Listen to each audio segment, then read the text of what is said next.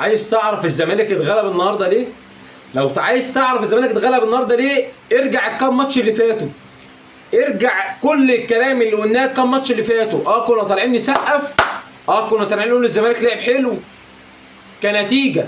الزمالك لعب حلو كنتيجه، واكدنا على كلمه كنتيجه وقلنا 100 مره في لعيبه كتير غلط، في حاجات كتير غلط. مبدئيا كده الزمالك بيتغلب من دجله 2-1 في اوسخ ماتش يمكن مثلا من مده طويله، من 5-6 سنين مثلا، من 10 سنين، من ساعه متهيألي ماتش 5-3 بتاع الاهلي. يمكن ماتش 5-3 كنا بنلعب احسن من كده. الزمالك بيتغلب 2-1 من دجله بعد ما كان كسبان 1-0. ناصر ماهر قدامه فرصه شبه انفراد فيضيعها، فمقابل ده الزمالك يتغلب 2. فرقه نادي الزمالك ما جاتش النهارده، ما جاتش النهارده لان ربنا ما بيديش الا اللي بيتعب. ربنا ما بيديش الا اللي ما اهتزش ونفسيته ما وقعتش لما كان جه في جون. لا، كمل ولعب. فرقه دجله ماسكه علينا كوره طول الماتش. انت بتتكلم في واحد من اوسخ المطوشه، اوسخ اداء لاعيبه جماعي مش فردي. اللعيبه كلها كلاعيبه ككل ادائهم الفردي زباله. ماتش مش للنسيان، ده ماتش لازم نفضل حاطينه في دماغنا العمر كله على الاداء المعفن المنتن اللي احنا عملناه النهارده. احنا عملنا اداء كتير ومطوشه كتير وحشه. احنا اول مره، انا بتكلم عليا انا اول مره في حياتي اشوف حاله اللامبالاه وحاله الاستسلام لماتش زي كده. انت بتتكلم انا كسبان 1-0، لاعبتي مش قادره تقطع الكوره، مش قادره تدافع. انت بتستنى لما دجله تفنش الكوره غلط وتقول الحمد لله وقدر الله ما شاء فعل. لا، الماتش ده مش هيعدي ان شاء الله مر الكرام. ماتش زي ده كان ممكن يخليه في صداره الدوري. الاهلي يتغلب امبارح من بيراميدز، فانا اتغلب النهارده من دجله. دجله اللي اول مره في تاريخها تكسبني. دجله اللي لعبتها 22 ماتش عمرها ما كسبتني. دجله اللي لسه صاعده من الدرجه الثانيه بلاعيبه معظمها طالعه من الدرجه الثانيه. دجله اللي معظم عقودها ما تجيش اقل عقود في نادي الزمالك. اللعيبه اللي بتتنك، واحد زي محمد السيد اللي عايز مش عارف كام مليون، واحد زي فتوح اللي كل شويه بسهره. ربنا مش هيديك غير لما تتعب. مهما تعمل، مهما تسوي، انت لو جبت احسن مدرب في الدنيا طالما ما عملتش كده ربنا عمره ما يوفقك. خلينا نبدا بالاول. الشوط الاول مقسوم نصين. اول ربع ساعه فرقه ده الزمالك، دي الزمالك اللي نعرفها، دي الزمالك اللي كانت بتلعب، دي الزمالك اللي كان ممكن تجيب الثاني والثالث. وبعد كده من الشوط الاول لحد نهايه المباراه فرقه درجه رابعه. اقسم بالله ما يقلوا اي حاجه، مع احترام الفرقه بتاعت الدرجه الرابعه يمكن هم احسن منا كمان. على اللعيبه تلعب بروح بدل الفرق الاشكال. عارف اللي هو التمثال القش ده بتاع الغراب؟ هم دول لعيبه الزمالك كلها كده، تماثيل قش، ايماع بتجري في الملعب، اجسام من غير روح من غير دم. هنا ما بيجريش عندهم دم، لا بيجري ميه. كميه برود على مستوى زي الزفت انا مش فاهمه. اداء لعيبه الزمالك مش مستفز، ملعون. اقسم بالله ماتش ملعون. الجمهور طالع عين اهله طول الماتش وعمال يشجع عشان ربنا يكرمنا، عشان خاطر الجمهور ما راحش زعلان. ما راحش زعلان. يعني انا متاكد الناس راحه مقهوره على اداء الفرقه الزباله ده، مقهوره على مستوى بعض اللعيبه اللي احنا متاملين فيهم خير، اللي احنا معتقدين ان هم كباتن الفرقه، هم دول اللعيبه اللي هيشيلونا، هم دول اللعيبه اللي هيسووا وهيروحوا وهيجوا. بسم الله الرحمن الرحيم. كده قبل ما اتكلم في اي حاجه كده هاخد الاسباب بتاعه الماتش بتاع النهارده. اسباب خساره الزمالك من وادي دجله. رقم واحد ناصر ماهر. تقول لي ازاي يا عم ده جايب جون والراجل مضيع جون؟ انا مضيع جون. الراجل مضيع جون. الراجل سبب رئيسي في ان الزمالك يتغلب النهارده. ناصر ماهر جاله فرصه على طبق من دهب والجون فاضي، حط جون. لا، انا عايز اركن في البعيد، انا تخصصي البعيد، ما بعرفش احط الكور السهله. لا مش عجباني، لازم اجيب جون زي باتيستوتا كده من على الطرف كده. ما اعرفش اجيب جون سهل. جون سهل يعني ايه؟ جون سهل ورايح فرقتي ابقى كسبان 2-0 ورايح فرقتي ونطلع الماتش كسبانين؟ انت عبيط يا عم ولا ايه؟ لا ازاي؟ ده انا اقعد اقرف ام ابوهم وموت اللعب والزمالك يطلع بكره سريعه، ناصر يمسك الكوره. يا عم انت مش ميسي يا ناصر، انت مش ميسي لوجه الله ارحمنا. احنا فينا اللي مكفينا، ده احنا مجمعين فرقه بالعافيه. مش هيبقى انت والزمن علينا والارض اكتوبر ارحمنا لوجه الله. ناصر مستوى حلو ووحش في نفس الوقت، اللي هو جاب جون وكان بعدها كويس وبعد كده مفيش حاجه. نيجي بقى لاهم سبب لخساره النهارده. يعني ايه فرقه الثلاث ديفندرات اللي فيها مصابين وواحد موقوف؟ يعني ايه فرقه اتنين ضد محمود جد ده شهيد الموسم اللي فات، ربنا يرجعه بالسلامه يعني من السفر اللي هو فيه. دونجا، محمد شحاته اصابه ودونجا قاف. فانت تقرر تعتمد على مين؟ سيف جعفر اللي ابوه ما بيعتمدش عليه. يعني انت معتمد على لعيب ابوه نفسه مش معتمد عليه. انت بتعمل ايه؟ وبتلعبوا 6. سيف جعفر انا لسه قايل فيديو على التيك توك، هو مفكر انه راح زرم عند اخته. شفت لما تكون جايب كده مراتك وعيالك وراح عند اختك كده تقعد معاهم كده تعزاز ولب في الجنينه ولا حاجه، هو نازل يتفسح طول الماتش عامل ايده كده وبيجري. يا ابني انت وحش، يا ابني العب راجل، يا ابني وانت لعبت راجل قول اللعب اهو، يا ابني التحم. انت محتاج، انت عندك انانيا يالا يا اخي. كل وجه الله، كل فلوس اللي بتصرفها في اللبس والقرف اللي بتلبسه ده اكل وكل وتغذى كده وروح جيم. انت لعيب كوره بتلعب فرقه كبيره. انا بجد انا مش فاهمك يا ابني والله. مفنش الموسم اللي فات الجمهور كله بيدعمك ولا يقعد وياخد فرصه، انت بتخلينا نسب النفسينا على اليوم اللي قلنا لك العب فيه كوره اصلا مش اقعد. وتالت حاجه واهم حاجه في سبب اسباب خساره اليوم، الزمالك مش عارف يمسك كوره. الزمالك ما عدا عبد الله السعيد مش عارف يمسك كوره. انا بجد مش فاهم يعني ايه فرقه المفروض على طريقه اللي احنا بنشوفها انت بتلعب على الضغط العالي. مبدئيا انت ضغطك كله خرا. الزمالك بيضغط وخلاص، لعيبه الزمالك بتجري على اللعيبه وخلاص. يعني اللعيب ده معاه الكوره فانا هجري عليه بس، انا مش هجري اضغط، انا هجري بس عشان يبقى اسمي ده الجريد. يعني اللعيب معاه الكوره انا رحت له اهو. طب اقطع الكوره يابا مد رجلك، يابا اعمل فاول حتى يا حبيبي. طب اعمل تاكلينج، طب حط يعني حسسني، اديله كتف حتى لو عداك بس حسسني ان انت داخل راجل، حسسني ان انت داخل راجل. بجد الزمالك حفاظه على الكوره ما جاش. يمكن واحد من اسوأ المطوشه اللي الزمالك حافظ بقى على الكوره. ماتش بذمه الله، ماتش والله العظيم انا بجد مش عارف اقول ايه والله. نيجي بقى لثلاث حاجات اخيره من ضمن اسباب خساره اليوم. قبل بس ما اتكلم في بقيه الاسباب احب اقول ان فرقه دجله دي فرقه محترمه، لعيبه محترمه رجاله، مدرب انا شايف على اعلى مستوى على الكام ماتش اللي فاتوا. فرقه دجله لو حد مستغرب ان هي كسبت الزمالك، لا ما تستغربش. فرقه دجله لعبت. وادي دجله النهارده عمل ماتش جامد. وادي دجله النهارده لعب. وادي دجله النهارده كان احسن من لعيبه الزمالك. وادي دجله اللي جايب لعيبه من الدرجه الثانيه احسن من لعيبه نادي الزمالك الدوليه. وادي دجله النهارده مدرب عنده دوافع، مشجع لعيبته، مؤمن بيهم، مؤمن بخطته، جه في جون ما اهتزش. وادي دجله لعيبته بتلعب بدم بارد وهو مغلوب 1-0 في اول ربع ساعه.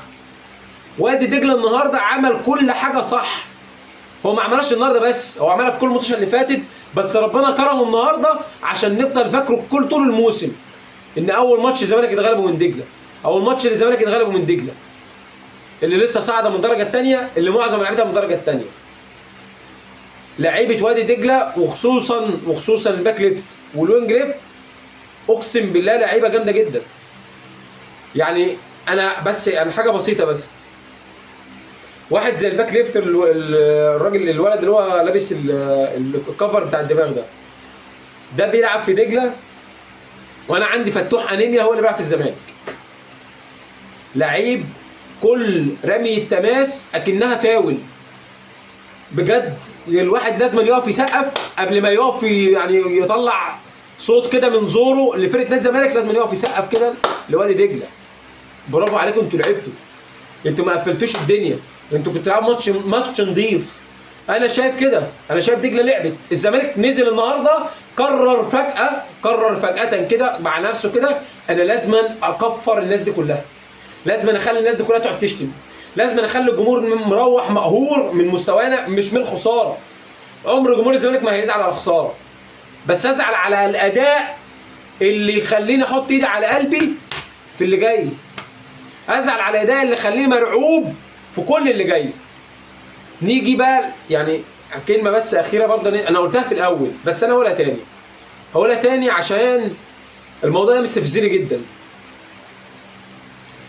محمود حمدي الونش، عمر جابر، احمد فتوح، ناصر ماهر دخلوا معاه. الاربع لعيبه دولت لازما في اقرب وقت تخلص منهم. تقول لي ازاي؟ ده كباتن الفرقه لما يبقى فرقتك كابتنها عمر جابر كل كوره الحكم بيعمل ايا يكن. الحكم النهارده كان كويس بالمناسبه، وانا مش عندي مشكله في الطرد بتاع الونش، هو كان مفاجاه بس مش لا اتحسب طرد. في بلاوي بتحصل في الملعب. عمر جابر ايه؟ هو الخط منين يا جماعه؟ يا عمر يا جابر انت كابتن نادي الزمالك، يا عمر يا جابر انت لابس شاره مش تقيله عليك، متقيله كتفك. يا عمر يا جابر انت الجبهه اليمين ميته بسببك. يا عمر يا جابر يا كابتن الفرقه، يا اقدم واحد في الفرقه، المفروض اللعيبه الجديده الصغيره او اللعيبه اللي لسه منضم من الزمالك اشوف عمر جابر اقول ده كابتن الفرقه، ده كابتن الفرقه بيموت في الملعب فالعب زيه، ده كابتن الفرقه كفران وبيعمل كل مستحيل عشان فرقته ما تخسرش.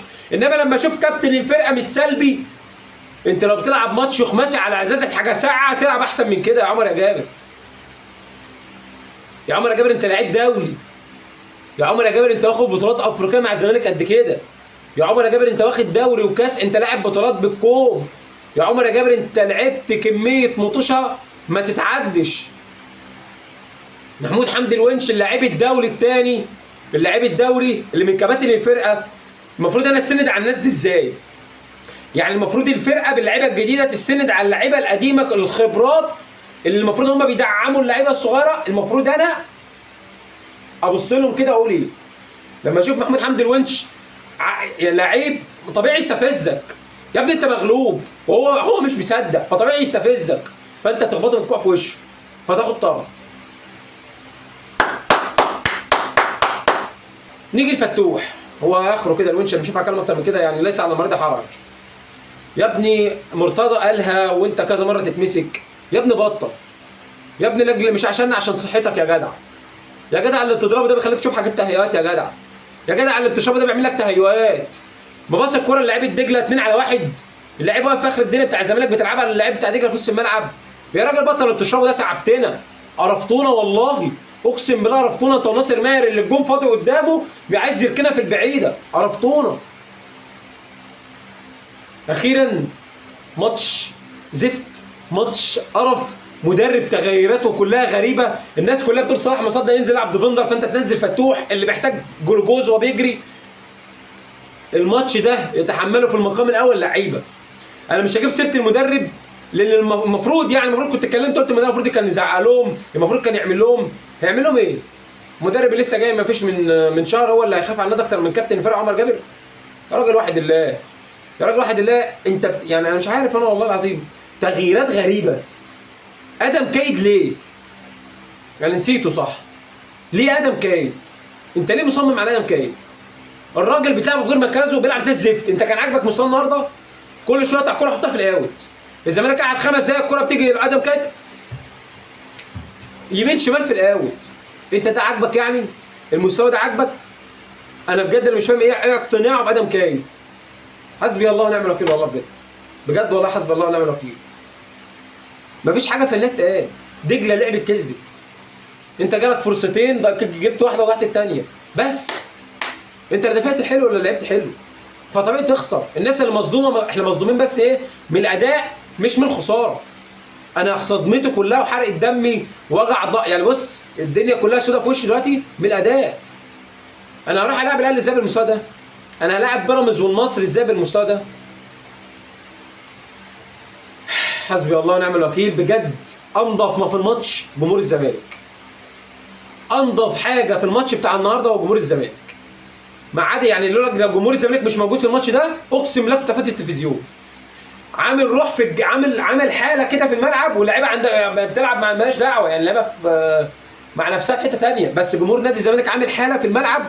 حرام القرف بتاع لعيبه زي دي، حرام. يعني حرام الجمهور ده كله يمشي بسبب شويه لعيبه معفنه، مش هقول غير لعيبه معفنه ومدرب متخلف زي دول. حرام، حرام والله. اخيرا تقييم بقى الناس، تقييم اللعيبه الدوليه كباتن الفرقه.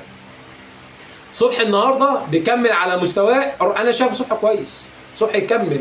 صبحي النهارده شال كورتين جوان، صبحي الجون الثاني شالها، بس عمر جابر بيتفرج مش يعني واقف كده، يا ابن اللعيبه ده صدها، ايه ده ردت يعني، ما علينا. عمر جابر احمد من 10، ده عمر جابر احمد من 10. الونش عبد المجيد النهارده كان كويس، يعني عبد المجيد 7 من 10، 7 من 10 ان ما عملش حاجه غلط. الراجل كان حرفيا بيلعب لوحده. بنتايج اللي مش فاهم هو طلع ليه النهارده كان بيلعب كويس، يعني بنتايج 7 من 10 برضه. سيف جعفر من 10. مش عايز افيه واقولها، لا والله بجد اقسم مش صفر 4 اصفار من 10. ناصر ماهر 5 من 10، 5 ده عشان الجون مش اكتر. عبد الله سعيد 8 من 10، كان احسن واحد في الملعب. نيجي بقى لاخوان بيريزا اللي النهارده برده كان مختفي بسبب ان كل ما اللعيبه يعني الفرقه كلها بتنزل تحفظه وتضغط عليه. 3 من 10. تشيكو بنزا كهربا الجديد 3 من 10. ادم عدي الدباغ 3 من 10 لحاجه واحده بس، ان هو بيتحرك حلو. بس بعد ما بيتحرك، لا انا اتحركت خلاص، يعني انا عملت اللي عليا كده، اتحركت وقطعت الكوره بسيطها. عايز اكتر من كده ايه؟ زي الاهلي كده في الجراديشار بينزل، ده عدي الدباغ بينزل الاثنين نفس الفكره. بيجيب جول؟ لا هو بيتحرك، بينزل يجيب شاي بقى، ما تعرفش بيعمل ايه. فتوح 18 صفر من 10. ادم كايد 20 صفر من 10. مين تاني نزل؟ ناصر منسي، يعني لا هقول له ايه، الراجل نزل كان الدنيا خربانه، المركب كان غرقت خلاص. مين تاني نزل؟ الماتش والله العظيم يجيب غيبوبه، والله العظيم شغل غير حسبي الله ونعم الوكيل على الماتش زي ده. حرام ماتش زي ده يخلص كده. سلام.